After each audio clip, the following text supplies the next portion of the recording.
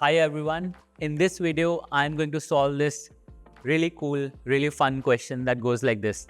Imagine an infinite chessboard that contains a positive integer in each square. So here I've tried to draw this crude looking infinite chessboard, but I think it'll do. So it says that this chessboard contains a positive integer in each square. If the integer in each square is equal to the average of its four neighbors to the north, south, west, and east, prove that all the integers are equal. Well, let's take a moment to really understand what this question is asking us to do. So for example, if let's say in this cell here, we have a 3 and we have, let's say, a 1, a 2, a 5, and a 4 here, then the four numbers that are the neighbors of 3 add up to 5 plus 4, 9 plus 1, 10 plus 2, 12. 12 by 4 is 3. So these four numbers average to 3. So this cell satisfies the condition given to us that the average of the four neighbors is equal to the integer in that cell. But if, for example, instead of 2, you had a 7 here, then these four numbers would not average to 3. So that would not work for us. So what this question is asking us to do is that if for every cell this condition is true, that the neighbors average to the number or the integer in that cell, we have to prove that all those integers are equal. So it looks like a tricky question. It looks like a complicated question. It's a question I really love because it can actually be solved by a very simple, very elegant line of reasoning. But I want you to pause the video and think about it for a minute before you go forward.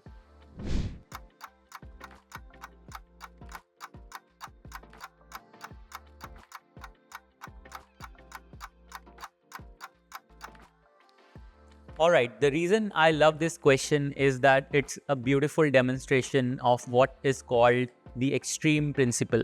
The extreme principle is a problem-solving technique where you focus on the largest or the smallest elements in a set of objects in the hope that they will be satisfying some interesting constraint and they will help you solve the problem elegantly.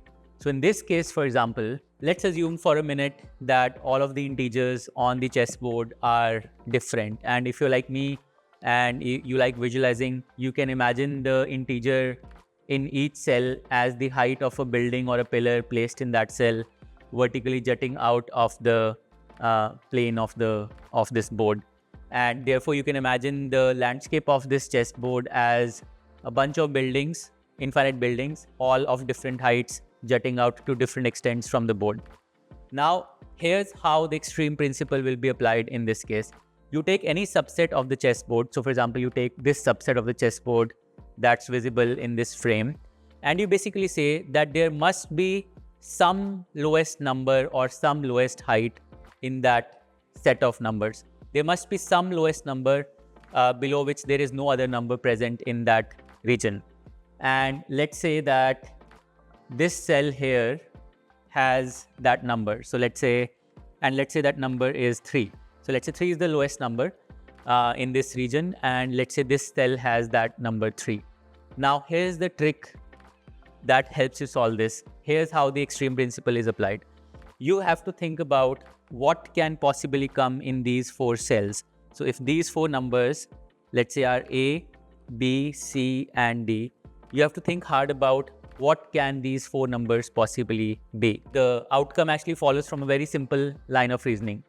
These four numbers must all be equal to 3 as well, because if any of them were greater than 3, then the average of these four numbers would be greater than 3.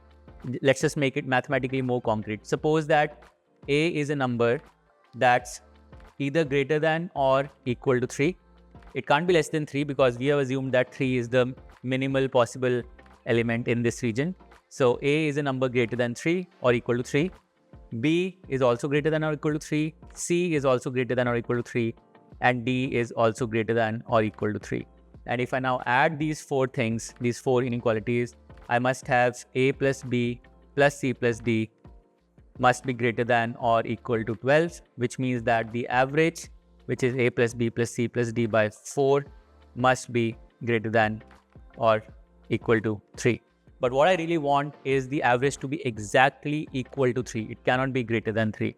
And the only way the average will be exactly equal to 3 is if in these relationships we have equalities. If A is equal to 3, B is equal to 3, C is equal to 3, and D is equal to 3, that is the only way the average will also come out to be equal to 3.